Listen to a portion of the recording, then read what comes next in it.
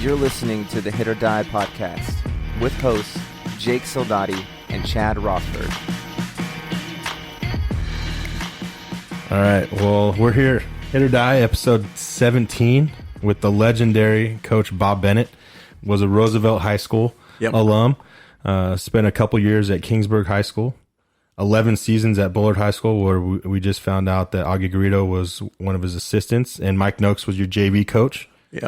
34 years at Fresno State from 1970 to 2002.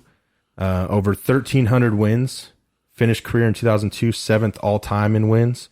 Coached for Team USA and managed the team in 1983. Intercontinental Cup and 86 Amateur World Series. 14-time Conference Coach of the Year. 1988 National Coach of the Year.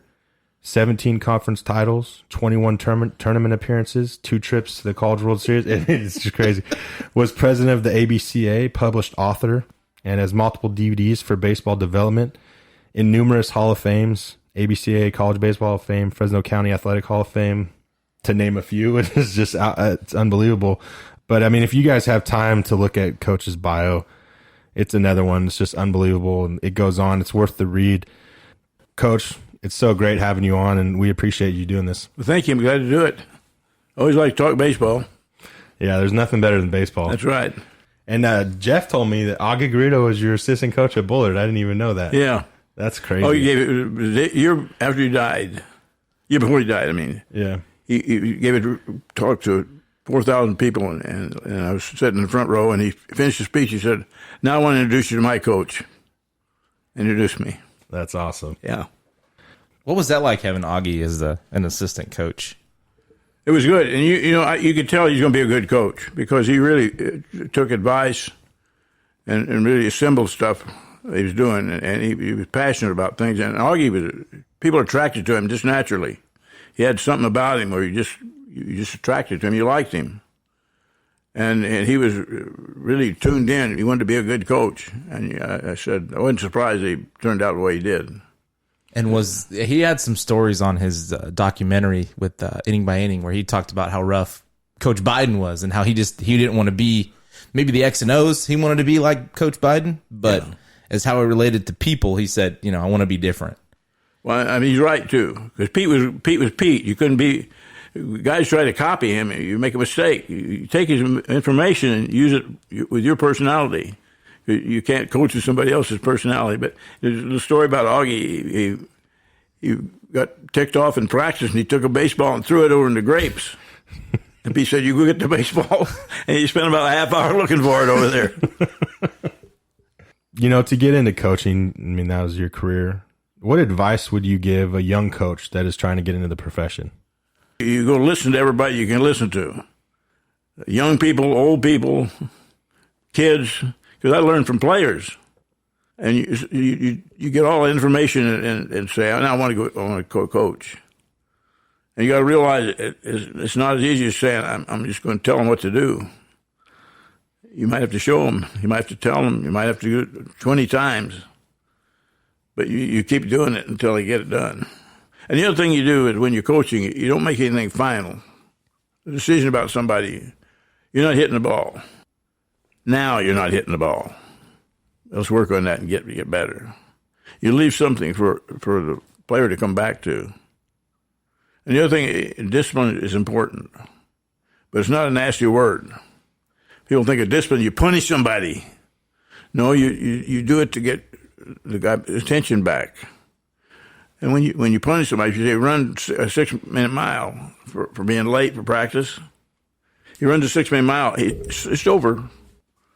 He's right where he was before, and you're going about your business. You don't keep on griping about it with him.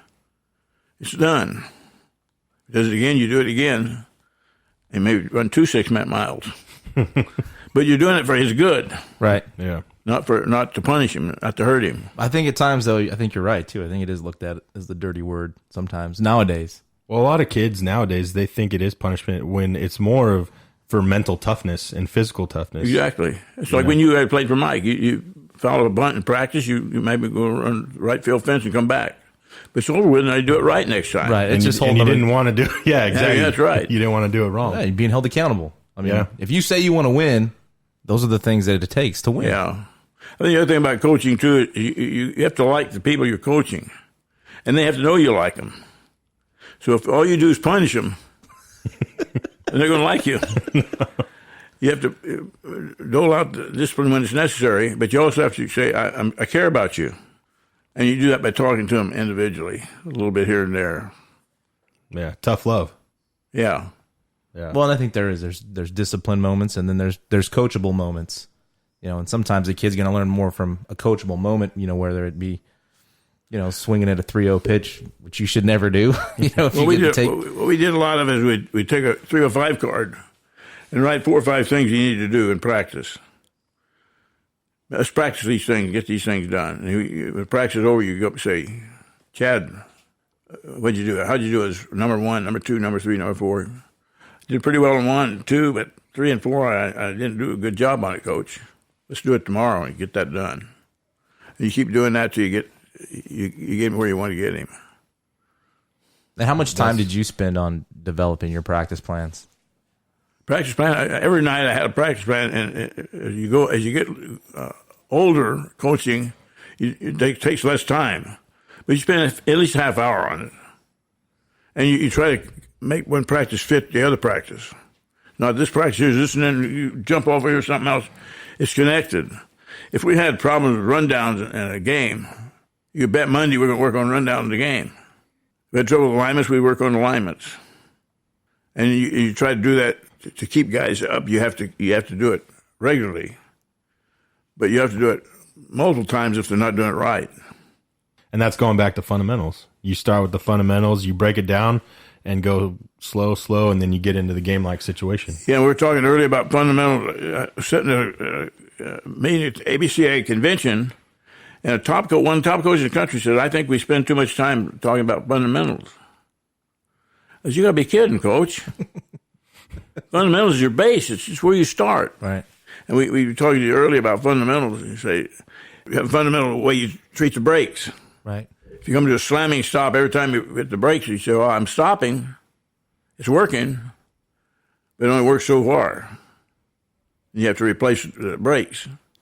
The same way with athletes. If you don't do it right, you're going to pay the price down the line. Right. Whether it's an injury or whether it's hitting the cutoff man or whether it's fundamentals are very important. I was really lucky when I got into coaching because I had a good high school coach. Ollie Bid was a fundamental guy. Pete Beiden is a fundamental guy. So everybody who's connected with learning stages were really good fundamental people. And it's true. I mean, we've talked about, and I don't know if 2-strike hitting's fundamentals, but it's definitely a mindset where bunting. Bunting's a fundamental thing, and it's awful.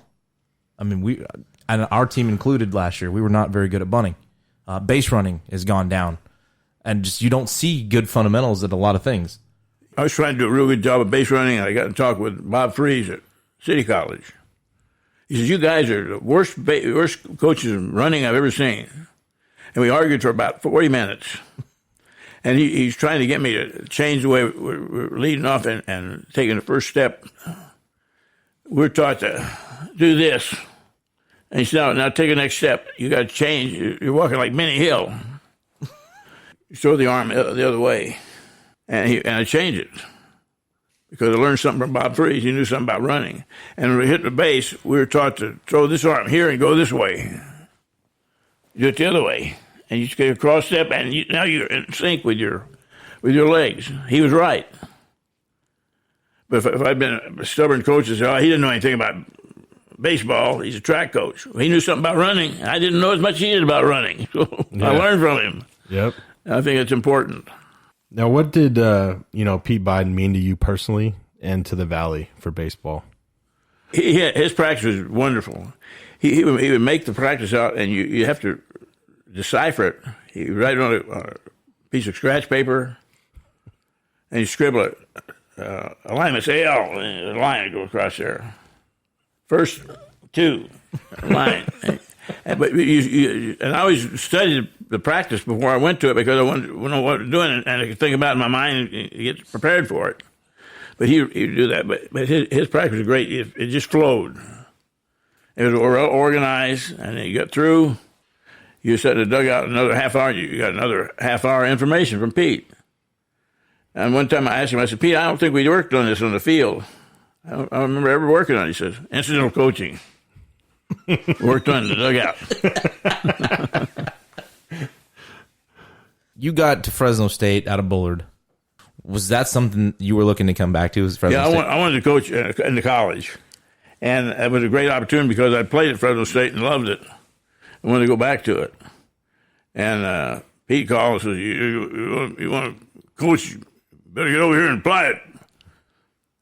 And so I went over, and I didn't know any of the guys on the team that well. I mean, I'd seen them in high school. So they hired me, and I couldn't work with them until January. So here's a new coach coming on, replacing Pete Beiden. And I'm at Bullard High School, and we didn't have great teams there because we were just getting started the program. We ended up having pretty good teams the last 3 or 4 years over there, but other than that, they're good kids, but they weren't baseball players. And so you go there, and you got all these great players, and you're taking over in the middle of the season. And it's a little bit tough, but what I said is, I'm going to be me. I can't be Pete. I love Pete, but I can't be me. You're going to have to get used to me. I'm the coach. And I did that. Now, you're there, and then when we were talking to Purse, he was saying that there was really only one baseball stadium in the state of California. It's Beiden Field, it's Bennett Stadium now. When that was getting built, what was that like, that transition of, and how did that help out with recruiting? And well, when we started, Pete recruited by having his reputation recruit for him. He didn't go out and hustle guys to come. His players did it for him because they respected him so much. I tried to get him to get Bill Harrison, who was a real good pitcher, and he said, well, he knows who I am. Have him call me. I said, Pete, all it takes is a phone call, and you get me. Bill went to University of California. But I had to learn how to recruit. And so you just start to ground level and figure out who to get and go after them. But you get people in different areas to help you. I got along really well with the pro scouts. A lot of guys gripe about pro scouts and think they're terrible. I thought they were good guys. So I can save you a lot of time because I'll evaluate players for you, and you can evaluate players for me. And so you save guys, get some recommendation for somebody at Kalinga. And scouts got to go all the way from San Francisco to Kalinga to see him. He called me and says, what's this kid like? I said, Coach, he's a JV player. He's not on the varsity. Wait till he gets a little bit better. I'll let you know. We saved him a trip. Right. So he says, I got a guy named Ruthven. I'll send him to you if he doesn't sign. He's an All-American. Yeah. Because he got along with the scout. yeah. So the process of this, I think it's a fascinating story too. When you started getting money for the stadium, can you talk a little bit about that process and how that all worked out? It was fun. It was a lot of work. We had really good people. I went to the athletic director. I went to the president first and said, can we do this? He said, I don't have any money. But if you think you can do it, go ahead and do it. I was telling you guys, you got to get past the no's to get the yeses. Right. Well, we went to Earl Smith Camp, and he's a famous guy here in the Valley. I'll do it, Bob. And then went to Atwood Grove, another famous guy at the time. He said, I'll do it. And opposite personality, but great friends. And Joyce and Larry Buss volunteered to help. And a guy who was an actor, Paul McGuire, old grumpy-looking guy, but well-dressed actor, come in at the last minute to tell you something. But he said, I'll take it over and do it, and he did a great job. Mike Rupcich was there every day in practice. We're in meetings that we had for this thing. And started out with people saying, you can't get it done. You don't have the money. You're going to wreck the Bulldog Foundation, all that stuff. But we finally got this thing going, and Paul McGuire, the actor, came in one day, and he says, Sweet 16. He's talking about Paul. He says, get 16 people, put up $50,000 in guarantees, we get this thing started. We got them. The school came back and said, you got to expunge their account, and their business account. And I said, well, no, we don't want to do that. We're good for the money. We lost 4 people and had to go get 4 more. We got them. And we built the stadium. But the main thing about that thing, too, is the kids helped out on that. Our players actually built the batting cages. They poured the cement with the help of the union. But the union saw us, all the kids working on the field, putting the fence up, doing all this work.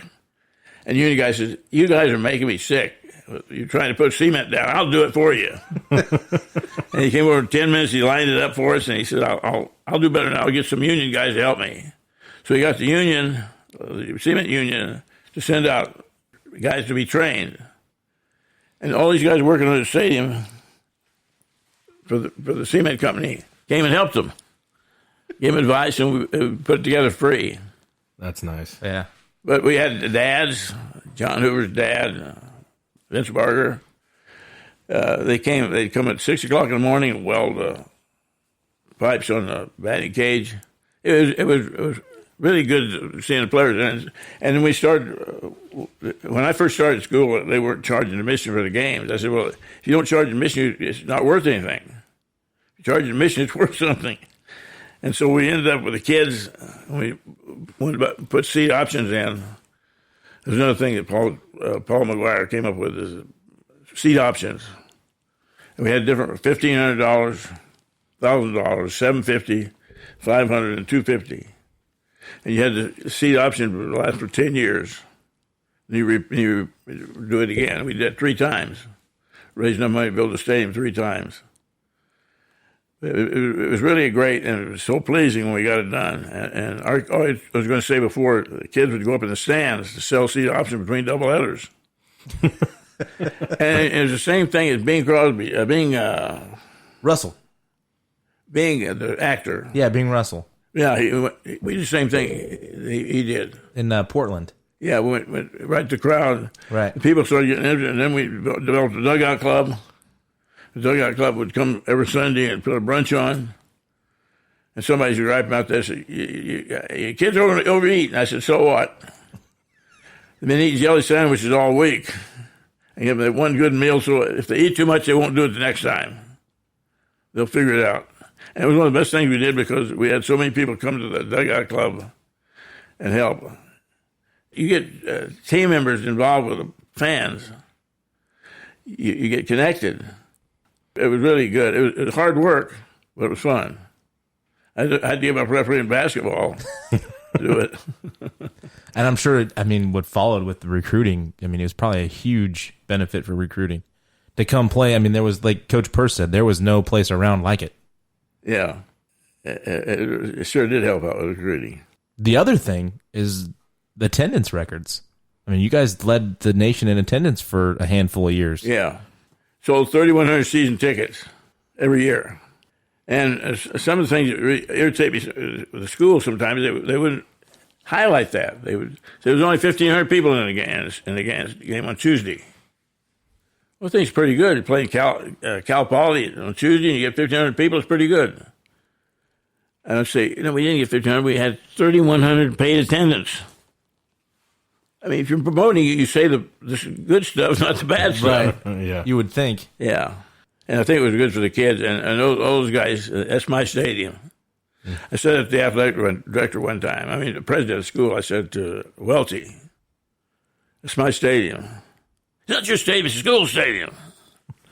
I said, well, sure, it's a school stadium. It's my stadium. I said, another 2,000 people can say the same thing. It's my stadium. And to me, I think that's what you want people to do. Especially for people, like I didn't grow up with Beiden, obviously. Yeah, we went to Beiden Field every weekend, but it's, it's Bennett. It's Bob Bennett, Stadium. Now, whose idea was that to name it Beiden Field? Pete gave up the downtown stadium, the old school, or Radcliffe Stadium.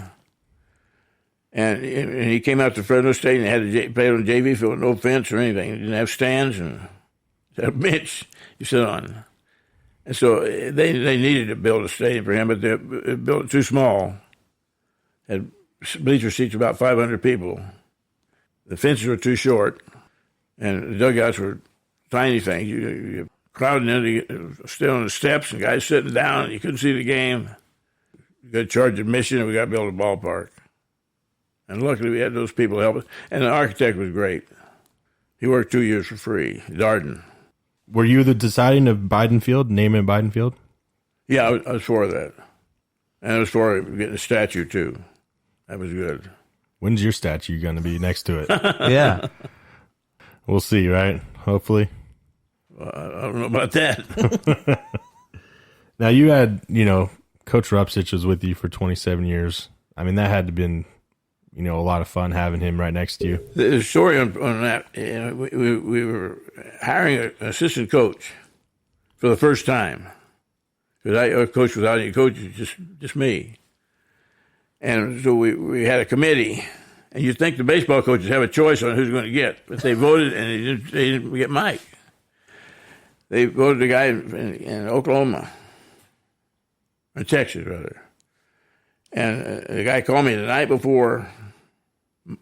First of all, let me tell you about Mike. Mike came out on his own. He had any coaching experience, ex-player. We drove out from Arizona State on his own. So I wanted to coach. I wanted a young guy. I didn't want somebody 35 years old that had been coaching and burned out.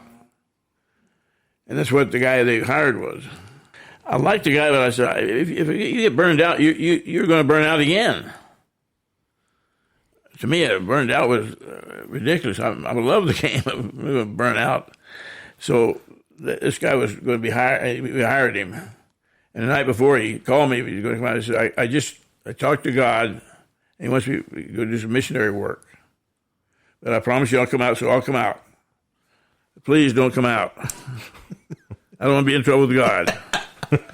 You stay right where you are. And I went back to the athletic director, and the athletic director said, I'm tired of fooling with this thing.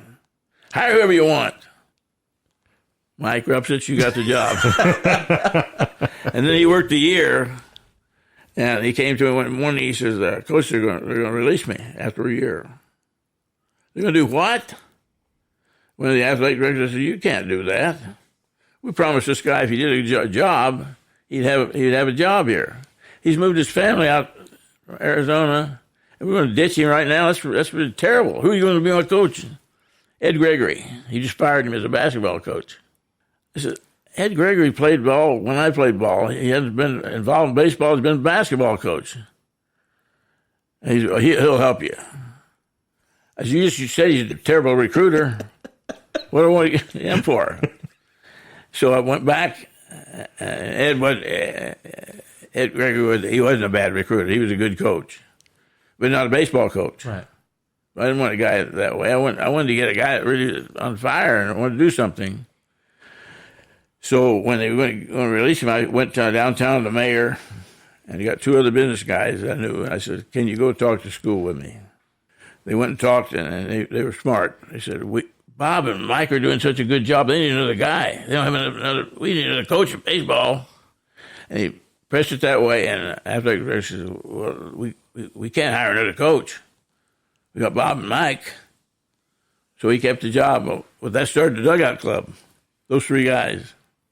And then went from there. That's a funny story. I bet there's not many people that know that. Yeah.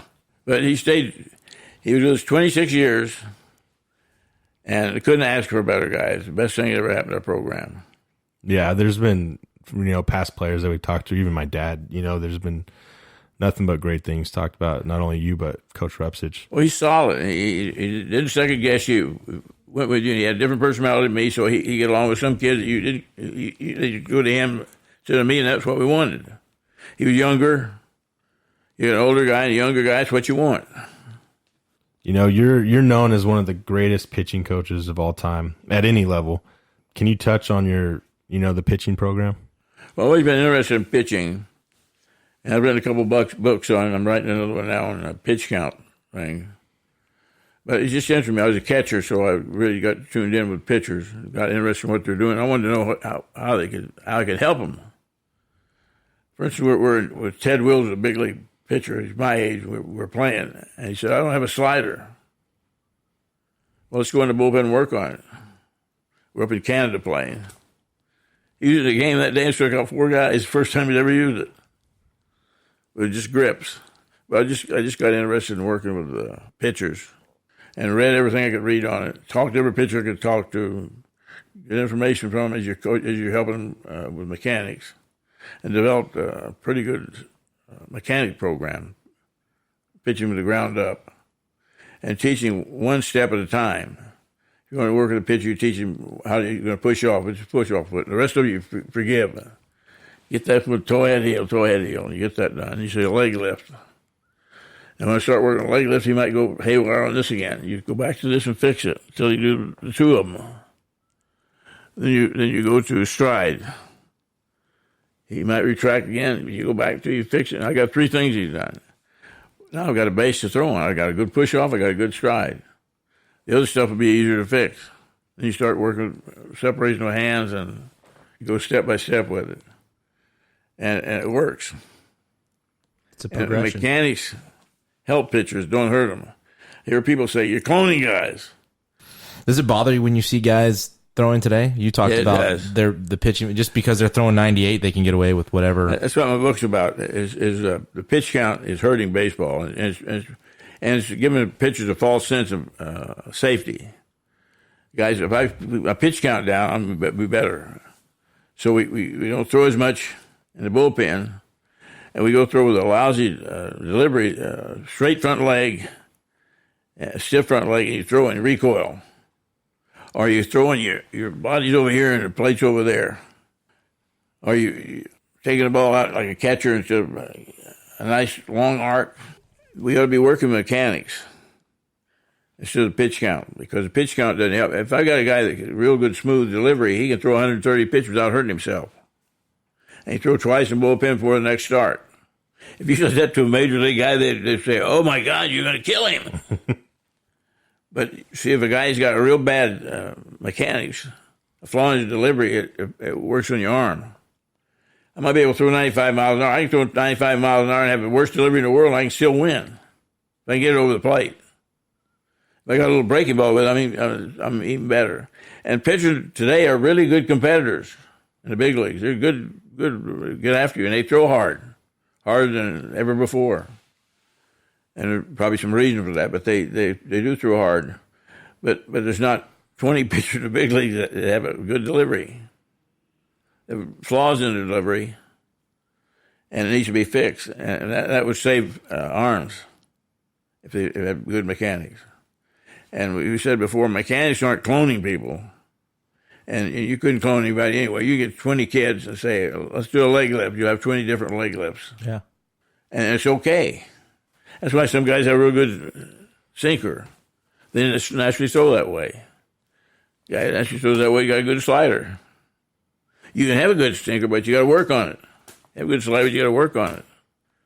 But people are built differently, and you talk to each guy when you're doing this mechanics thing, and you fix him with his body, not with somebody else's body. But pitch count and mechanics are fighting each other. Well, now you don't even see guys getting out of the 5th inning rarely anymore. That's right. What's happened too with pitching is for 25 years we ignored mechanics. Major league, if you sign a major league pitcher and he throws 95 miles an hour, his head goes this way and arms go that way, and you got all kinds of problems with delivery, and you say, "Well, I'll fix that." Don't you do that? Don't touch that guy. Pitching coaches are told that. Don't touch that guy. You don't mess with the delivery because he's got what he's got. And if you mess with the delivery, you'll foul him up. And you think, if I'm got that kind of ability, and a guy over here doesn't have much ability, but you can teach him how to have mechanics, this guy can do it twice as fast learning. And we've had guys go from 73 miles an hour to 93 miles an hour in 2 years. They changed the delivery. Yeah, I think Purse, and I was talking to Labby, Hans Smith, right, is the guy you're talking about. They both mentioned that name, that's unheard of nowadays. But like you said, the mechanics are out of it, so people think whatever he has is what you're getting. They're not trying to make him better. Well, and you're paying him all that money. Like, you would think you'd want to do the best for the player and your investment. Yeah. Especially with these big league guys, you think you want your starter's your best pitcher. Wouldn't you want him going 7 or 8 innings? I want to go 9 innings. Yeah, I know you would. Well, getting into that, John Hoover, what does he mean to your program, or what did he mean to your program? I mean, 18 wins in 1 year. I mean, that will never happen again. John knew his body, boy. He was really a student of the game. And he was a student of mechanics. He could feel stuff. He'd come in. He'd come in. He could fix it in a game, and it's unusual for a kid to be able to fix it while he's competing. You come in and say, "Coach, I don't feel right. Something's wrong. Look, your leg lift. You're not coming over this for it. I got it." You go back and do it. He's the kind of guy you go out to the mountain. We're playing in the Cubans in USA in Venezuela, and he's pitching, the bases are loaded. And he's struggling a little bit. And I said, "John, how do you feel?" He said, "Coach, I've lost a lot of my fastball, but I can get this guy on a double play for my curveball." I no longer got in the dugout. Curveball, double play, we got the guy out of it. But John would tell you, if he said my arms were tired, he'd tell you. And I was talking to a reporter one time. He said, "You ask guys how they feel?" I said, "Sure I do." And he had an older pitcher there with him. And he looked at the pitcher and said, "What would you do?" The guy went in from our program, a different program. He said, "I tell you, I feel fine." I said, "I wouldn't ask you. I only ask the guys I can trust." But John was really a good pitcher, and he helped other pitchers, which is another thing I think is valuable too. If you're a good hitter, you're a good hitter. And if somebody's struggling, and the coaches worked with them all year, but they're still struggling, what's wrong with having one of you guys go and say, "Take him over in the batting cage and work with him for a half hour"? Who's going to benefit from that? Both of you. Two guys. Yep. I know what I'm talking about. As the kid says, "Tell me, Coach," and I helped him. He did help me. So two guys benefit. Right. One guy gains more confidence in himself, and his coach is still teaching what you want. You're still teaching him. You're just getting somebody else to help you. There's nothing wrong with that. And they develop a little bit of trust with one another too. You know, another thing we've talked about, I know pitching definitely, I mean, it's, what did it say, 35 major leaguers and 19 of your guys were pitchers. Yeah. It's pretty incredible. But catching, I mean, you were a catcher. Yeah. And I've heard you talk, I was at a coaching clinic, me and there was a couple of other coaches, and you spent like 20 minutes on just fun on how to receive. With catchers now, I'm sure a lot of it bothers you, seeing some of their mechanics. 25 years we ignored mechanics. Period. So and you can't blame the guys now coaching, because if I didn't get any information, I'm going to coach what you coach me. You gave me this information. So that's if I'm going to get the high elbow and do this thing and work with grabbing every ball like a first baseman, and that's what I've been taught. That's what I'm going to learn. That's the way I'm going to do it. We need somebody let's break it down. And soft hands. Receive the ball with your hands, not the mitt. Use your hands to catch the ball. Use a mitt to get a wild pitch over here someplace, or make a tag. But otherwise, use a mitt, and then I can get a grip on the ball. I can get in front of the ball. I can throw guys out. And footwork is missing from catching now. Catchers get the ball, jump, throw, and you say, "I can prove to you can throw it faster if you go this way. Catch, grip, and throw. Got to catch the ball and step at the same time. Got to bring it up, get ready to throw it, and throw it. If I jump, it's 1. Throw the ball, here's 2. Get the ball ready to 3, and throw in 4. We'll be slower. But in the World Series, I saw one catcher throw the ball from his glove to his hand and miss his hand twice. Flipping the ball. As soon as you get your hand in there, you get the grip. That starts the throw. Turn it in there and now come and throw. I don't know why more guys don't do that. Well, I'm just glad that I'm teaching it the right way. But I also was taught your way because my dad, you taught him as a catcher at Fresno State. And I agree. I totally agree. A lot of people do the jump turn catching. And I'm like, no, if you go, kind of like the right left with the same time, you're gaining ground. You don't have to use as much as your arm. And you can get it there quicker. Use your body to throw a ball. Exactly. And it's proven. We were talking about pitch count earlier. The pitch count is actually hurting pitchers. Because if you tell me I can throw 100 pitches and I've got all kinds of problems with my mechanics, you're not protecting me. You're give me the shaft. You say, go ahead and throw. You hurt your arm. if I'm having trouble, I can't throw as many pitches until I get fixed up. If a guy's throwing, sometimes we get criticized for throwing too many pitches. I talk to my pitchers. I look at them. They got a good delivery. They're not straining anything. If they were, you start losing speed, and you start seeing some flaw in their delivery, then you shut them down a little bit. But you got to throw a lot to be good because you got to keep your arm strong. Well, yeah, it's just like, why do we warm up then? That's right. You know what I mean? We warm up our arm to loosen it up and get it going, and the more you warm up, the more loose your arm gets. That's right. It's just like throwing a bullpen. The more pitches you throw, your muscles are going to get used to it. It's going to be muscle memory. And, that's why at Oral Roberts, our pitching coach there, Rob Walton, he was the head coach, he was big on that too, almost throwing more bullpen pitches. That's right. Than you would in a game. Ryan threw a lot of stuff in the bullpen and throw on the side. And when he said he can't throw a ball 200 feet straight line, his arm is not in shape. You got to throw it 200 feet straight line. I mean, if he came off an injury, he wouldn't pitch until he could throw it 200 feet in straight line. He understood his body. He was like Hoover. A pitching coach, what's his name, writes a lot of books. Tom House? Tom House, his pitching coach. Tom said, "No, your leg kick's too high. Drop it down about 4 inches." So Nolan did it. Came back a week later, and he looks like he's irritated. House says, "Noli, what's the matter with you?" He says, I throw harder with a high leg kick." House checked it out. He threw 4 miles an hour faster with a high leg kick. But Nolan Ryan knew his body. He understood his body. He felt it. He's a guy that went from not good mechanics to getting pretty good mechanics because he felt what was right. His book's pretty good. He's got. You were talking about playing catch too. Like, we have our catchers. You were talking about how they should receive with their hand here. Yeah. And we have our catchers. Our catchers play catch that way.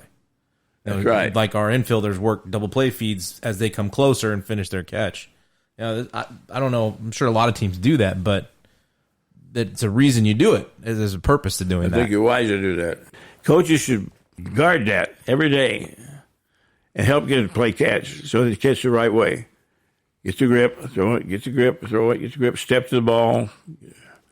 Both hands here. And catchers, you're here, and as soon as the ball hits you, you get the grip. Have them stop and say, where's your grip? Stop, where's your grip? And you can eventually get where you're catching, and 95% of the time, you can get the right grip on the ball. Right, it's second First nature. first touch is sometimes just right. But if it's not right, it's only a quarter turn it off. And at first, you might have to stop a little bit. And then you say, I'll keep going. I'll keep going. And use speed, not my speed. One kid might have to catch, grip, throw. It might be that slow. It's got catch, grip, throw. It's got catch, grip, throw. But it's in sequence, and it's his speed, not yours. He does it with. And that's a good time. I mean, that's the perfect time to work on that if you're going to go slow.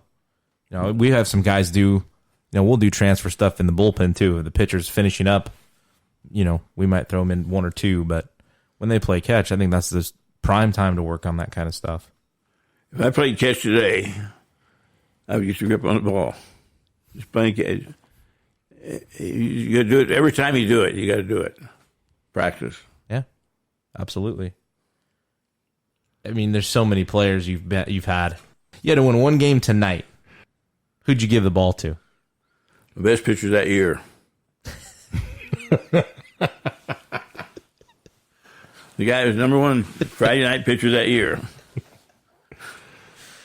Which is most likely one of his 34 One of the 19 big league guys. Yeah, 19 big leaguers. Ruthven. Think so? Hoover. I remember growing up watching Bobby Jones. Was one of my guys. Horn, Bobby Jones. Sales. Yeah, any of those guys. Jones is unique. You couldn't rattle him. He's pitching against Northridge, and they've got a real good team that year. So it was the first pitching guy hits a home run. Jones looks down at the mound, and he calls the umpire out. He says, too wet. It's muddy. Umpire gets the ground crew, and he fixes the mound, and he goes and gets a drink of water. The guy, what's the matter? What's the matter, Bobby? What's the matter? Don't worry about it. Why don't you just shut him out the rest of the game?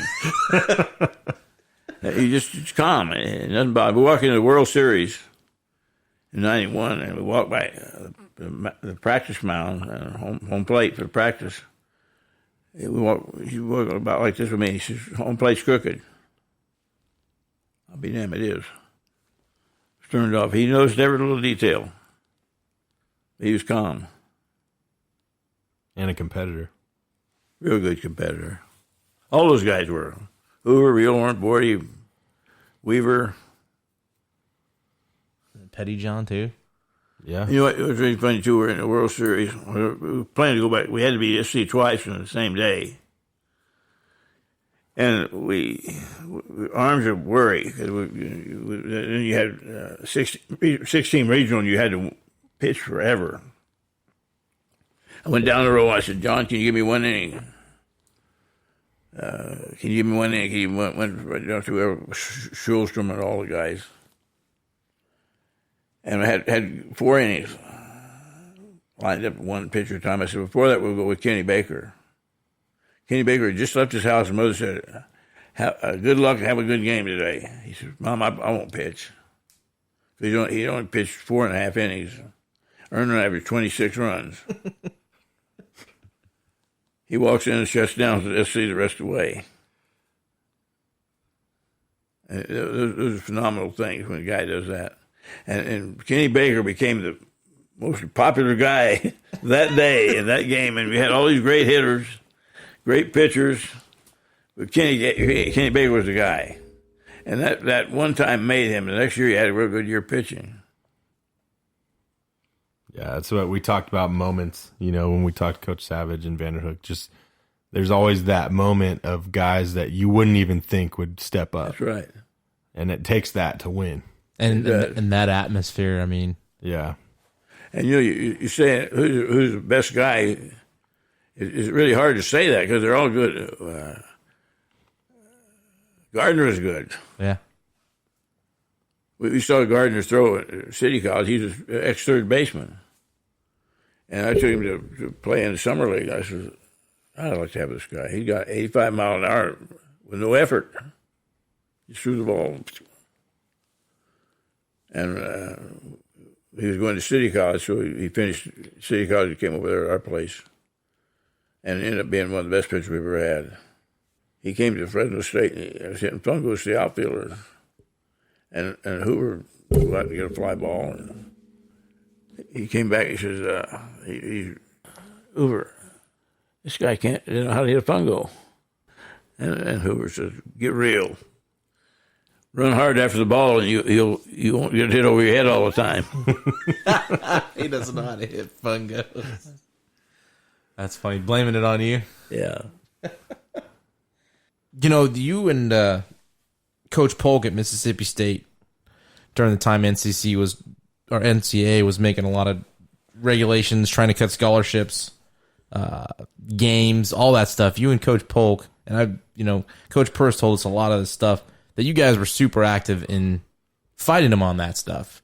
Can you talk about some of the things that you guys did or what the NCAA was trying to do to limit you guys? Well, I wrote several things. I could write a book on this thing, but I wrote several articles on when they got rid of the third coach. I said, this is brutal. You got young guys that want to coach. And Ronnie Polk had maybe 12 guys helping him. I said, if 100 guys want to help and volunteer, what's wrong with that? That's stupid. Education is exclusive. I mean, inclusive, not excluding people. You include people. If I'm willing to go every day at practice, Ron Polk's practice, and he's willing to teach me something, you got a freebie. Right. And he's going to help your school later on because you let him help you. And you're going to have another good coach going out. Well, hopefully they'll pass that third assistant here pretty soon. I think they're revisiting it again. You know what else I wanted to ask? I'm just curious. I grew up going to a lot of baseball games, and my family worked the sidelines for Fresno State football. And I was just always curious your relationship with Coach Sweeney. Great. The kids loved him. He loved our kids. He'd come out to practice, before practice, come out to the golf cart, sing a couple Irish songs, and you guys go get him. We went to World Series. He came to, Kevin was my favorite quarterback. Kevin's playing in the Pro Bowl, and Jim's going to see him play. We're in the World Series. Jim came to the World Series and stayed an extra 2 days in the World Series to see our kids, and they knew that. They loved him. And that's how it should be. Yeah. Yeah. Yeah, he was an interesting guy. He was. He was. I was a kid on the sidelines, and he was. There was no filter, but he got the best out of his players. That's for sure. He did. He might get a little bit rank, chew him out, but when practice was over, you get him in a golf cart and sing an Irish song on the way back to the clubhouse, and it was okay. You have so many great moments at Fresno State. Can you just touch on a couple that just come to mind? Every time you think or as people talk about, is there something specific that's special to you? Yeah, I know there's not one. There's got to be many, but I mean, obviously having Jeff play for you, that could be, and your kids, that's probably big. But my 2 sons played for me. It was really good. I think the joy I had when kids weren't starting and they make it back into the lineup. That always pleased me. And I had 2 kids. I had DeLuz, Greg DeLuz. I cut him. We had real good infielders at the time. And during the year, it bothered me all year. I said, I wish I should have kept him because he's a good enough player that he might not have played, but I still worked with him during the season. So in the season, I called him. I said, Greg, if you don't hold a grudge, I'd like to have you come back out. He ended up being one of the best third basemen we've ever had. Those are really great moments when you have that. Or you have a guy come in and say, I won't tell you who this was, but he's going to quit. He turned his uniform, handed it on my desk. I said, wait a minute. You didn't check that uniform out for me. You checked it out from the equipment guy. Go give it to him. Before you do, let me tell you something. You're a good enough player to play, but you're not loving the game. You're trying to take shortcuts. If you want to keep taking shortcuts, go turn your uniform in. If you want to stop taking shortcuts and do it right, you end up being the number 1 pitcher that year. Some people just don't want to put the work in until they're pushed to. He was a guy that I didn't recruit. His dad said, why don't you recruit him? I said, you. So I'm not recruiting him. So I watch you when he's playing. He comes off the mound, and you tell him, you instruct him. Every time he comes off the mound, you're instructing him. The coach is supposed to be doing that. You're second-guessing the coach. I don't want anybody going to do that. I'm going to help your kid. I don't want any second guess from you. Well, if I told you I wouldn't do that, I said, well, I'd take him. And he came. But he came and tried to do that, and we didn't let him do it. It was very pleasing. We got this one from Percy. I thought it was pretty good. There's been so many great players in the history of Fresno State. In a short sentence, describe these players. So we're going to give a list. Percy gave a list of this. Jack Hanna, Augie Garrido, Fibber Hirayama, Dick Ruthven, Truman Clevenger, Rich Bordy, Danny Gladden, Terry Pendleton, Mark Gardner, Ron Johnson, and Jim Rothford. You probably just did that for me, even though they were the original Thunder and Lightning. Yeah, he was really good. He pounded the ball, boy. He was exciting to watch. Yeah, Tom Goodwin, Eddie Zosky, Bobby Jones, Jason Wood, Jeff Weaver, Todd Johnson, Lance Sheblet, John Sales, Giuseppe Chermani, Joe Xavier. I mean, the list could go on. That's just a few that Perce gave us. I guess if you could just describe the players that have come through your program. They're great people. We try to recruit good people and good baseball players. Had one guy come for breakfast, recruit him. He had hair all messed up, had shorts on, looked like he slept on them, and he was late for breakfast. I said, tell me what you are, what kind of player you are. On the field or off the field? We'll start with off the field. I'll do anything, anytime, any place. I said, enjoy your breakfast. Recruiting's over. We stopped recruiting him. He wasn't going to fit. We tried to recruit good kids, and we did. Those guys are all solid people you mentioned. So many stories about each one. Anything particular about Mr. Rothford? Yeah. Do you have any good ones from my dad that I've never heard before? Well, I was telling you a story about your dad.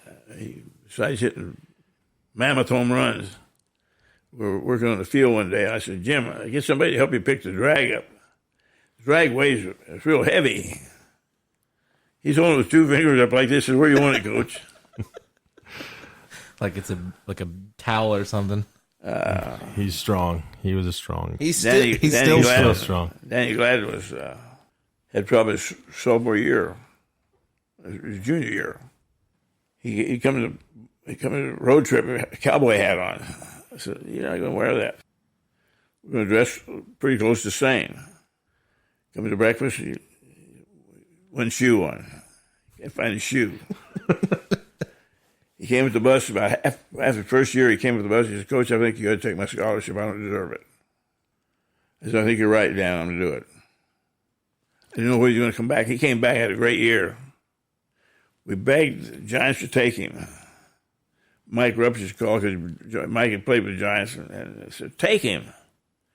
And we got on the phone. I said, "You're not going to lose anything. He didn't cost anything to sign him.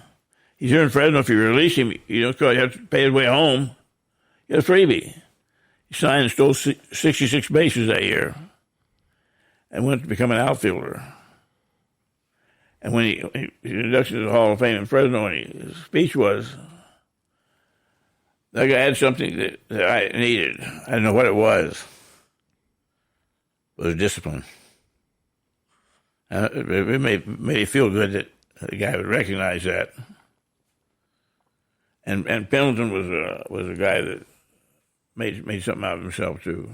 That's one of my favorite players. I was going to ask about him next. Yeah, I didn't think he was going to be a great. I wouldn't have thought he'd be a good coach because his senior year he was really good, but up to that time he's got a little bit lazy. Good guy. I mean, wasn't a bad kid at all. He was a little bit lazy. I didn't realize it. Mike worked with him in the batting cage every day and talked to him. When he got inducted to the Hall of Fame, he invited Mike to be with him and he deserved it. It was good. But he did a terrific job as a player and was a great coach. So he took it and made something out of it. Well, I think you and Mike have a lot to do with that too. You know, the way you guys coached hard, disciplined, the right way. You know, it shows from all your players that have been coaches now, and I can say for their kids even. You know, I got to, you know, like I said, I grew up with Brett. I've only learned baseball, you know, your way, and I'm grateful, and I feel like that has a lot to do with how far I played. You know, knowing the fundamentals, knowing the mechanics, and you know, I try to coach that way now. So I just want you to know it's not totally lost out there. There are some of us that still do it the right way, but there are a lot that don't. I think there's a lot of good coaches that are doing it the way we do it. But you got to like the kids. You got to want them to perform well, and you got to praise them once in a while. Doesn't have to be a big blow up, but you nice job. Jason Wood made a critical error one time, and he came by my office the next morning, head down. "Jason, come here a minute. What do you want, Coach?" I said, "I got something for you. Take this. You use it today, and you might keep it with you because you will use it down a little bit later on. It's an eraser." He'd made an error the day before. It's been bad. And he managed AAA baseball. Yep.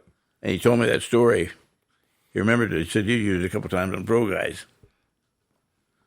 But I think that if a guy's sincere and he's working, he's not trying to make an error. No.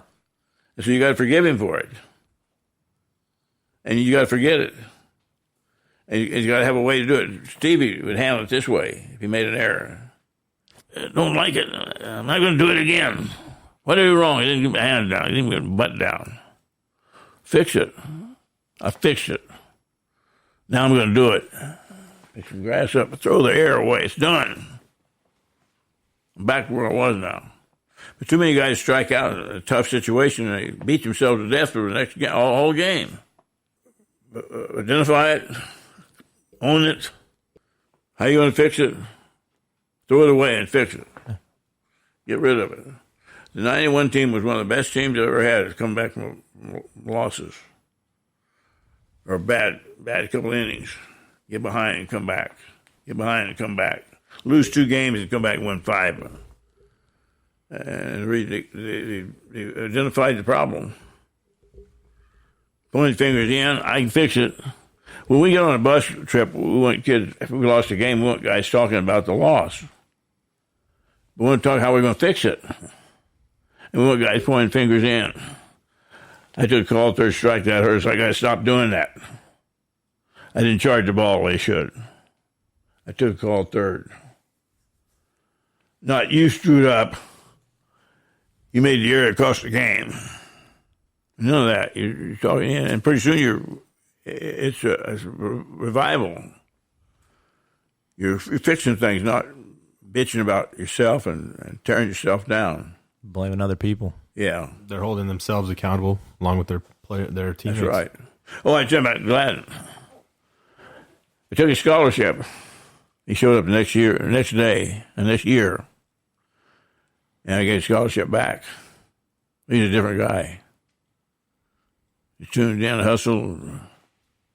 He wasn't a bad guy, but he just do goofy things. Like we play under the ball club, I say, I don't want you talking to other team players when we're taking batting practice because you're doing your job.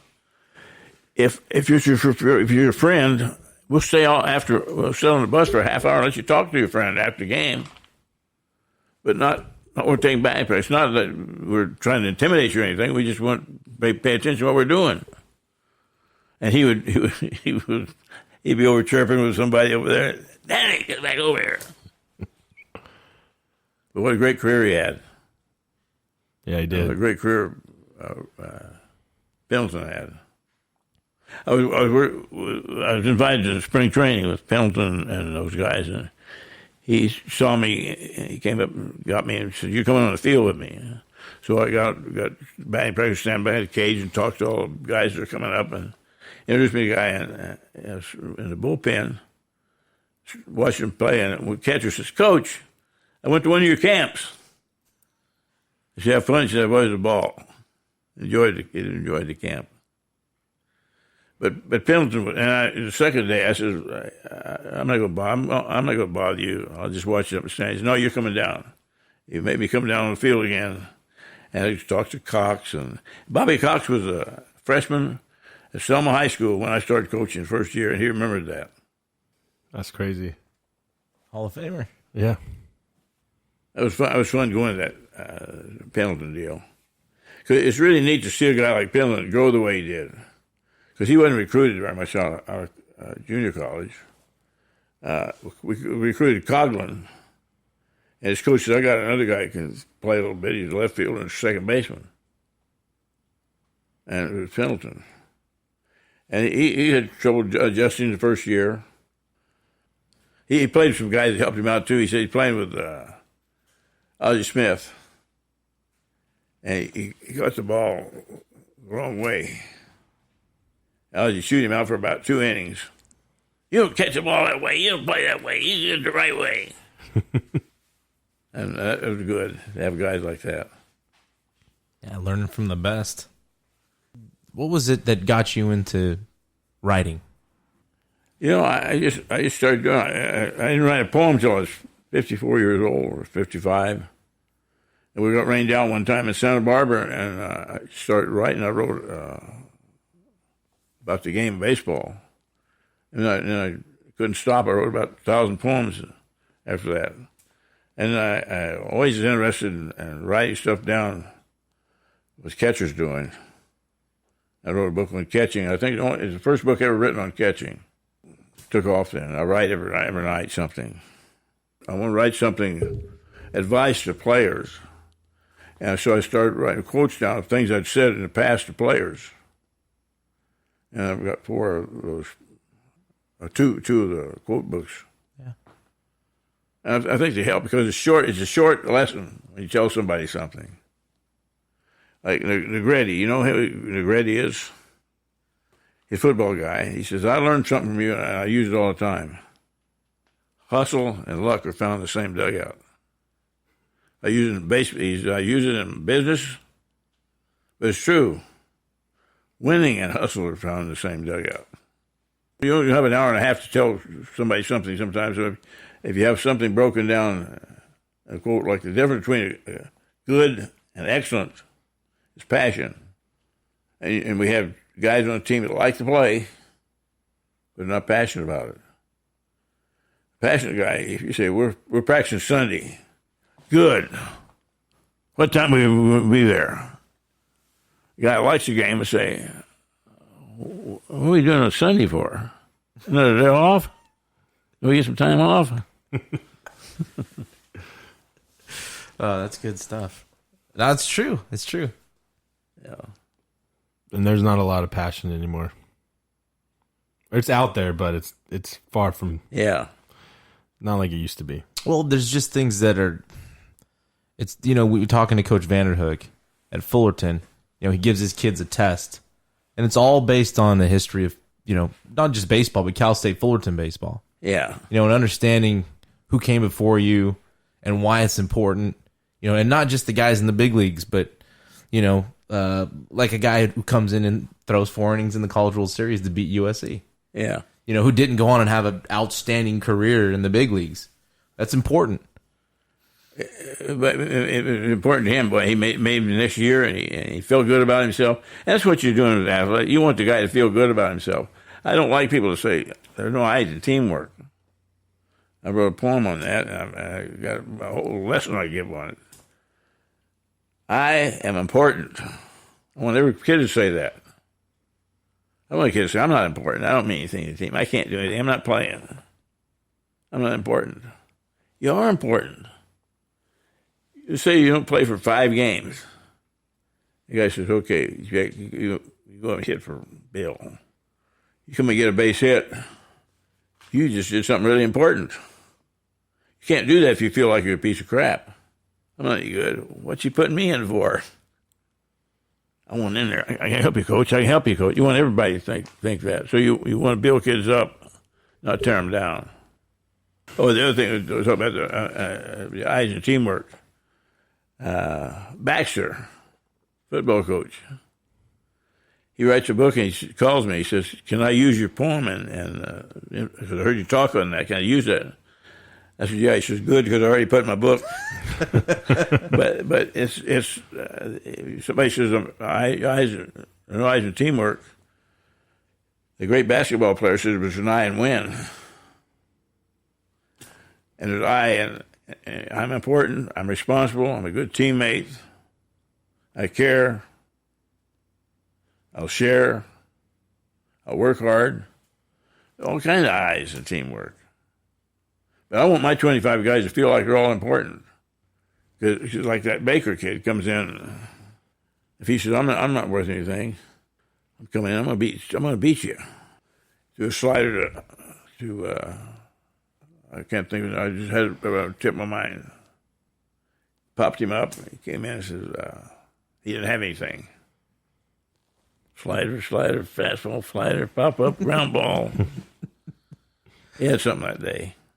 Yeah, but if he didn't feel, like you said, if he didn't have that confidence, he wouldn't have gotten through that. Yeah, the thing about him was he didn't pitch much, but he worked hard every day in the bullpen, and we stayed with him, working with him.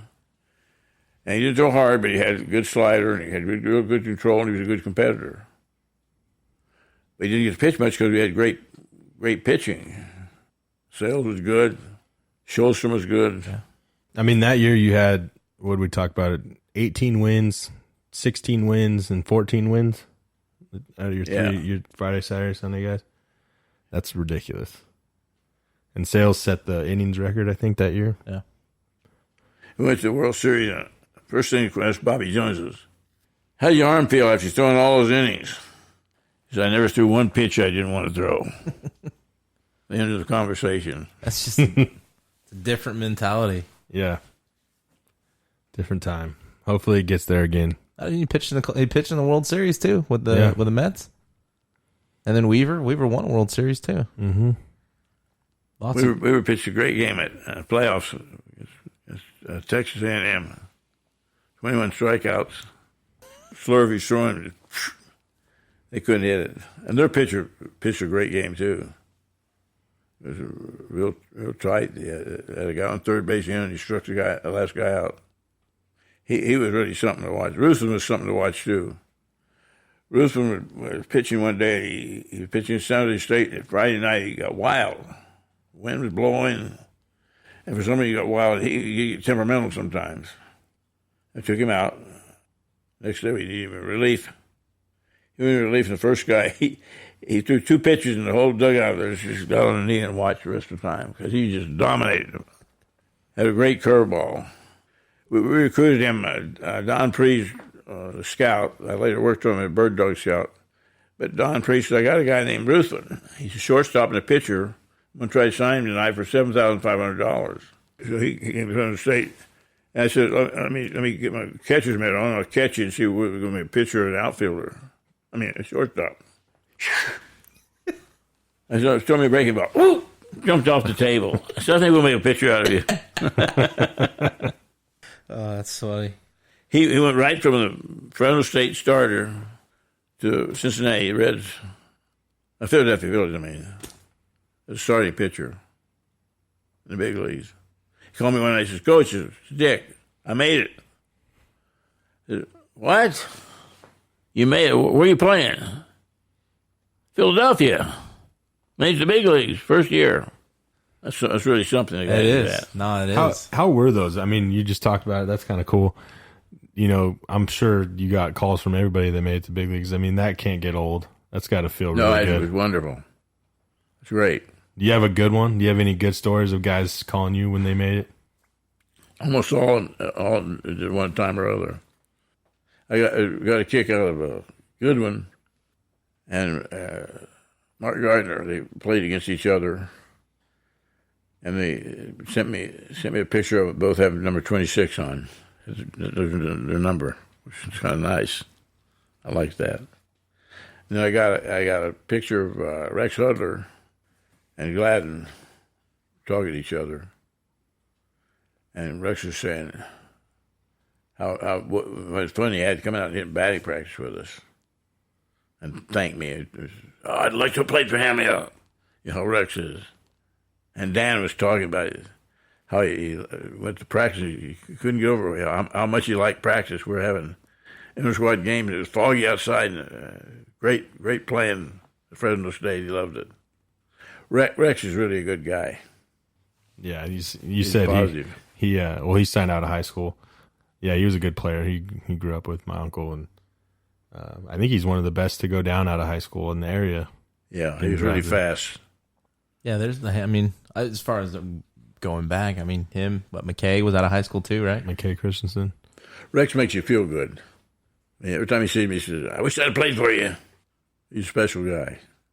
He is. He is a good guy. I've met him a couple times.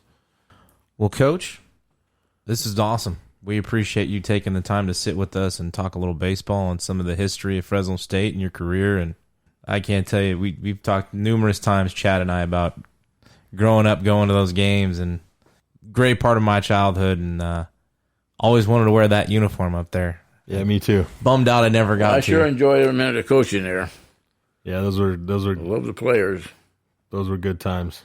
We appreciate it. Thanks again. Thank you guys. It was a lot of fun, and hit or die. Thank you guys for letting me do it. No problem, Coach. I hope everybody enjoyed the episode, and it's episode 17, Hit or Die podcast. You can get the Hit or Die podcast on iTunes, Spotify, Spreaker, and iHeartRadio. The show is also available on YouTube. For news and updates about the show or to get involved, check us out on Facebook and Twitter at Hit or Die Podcast.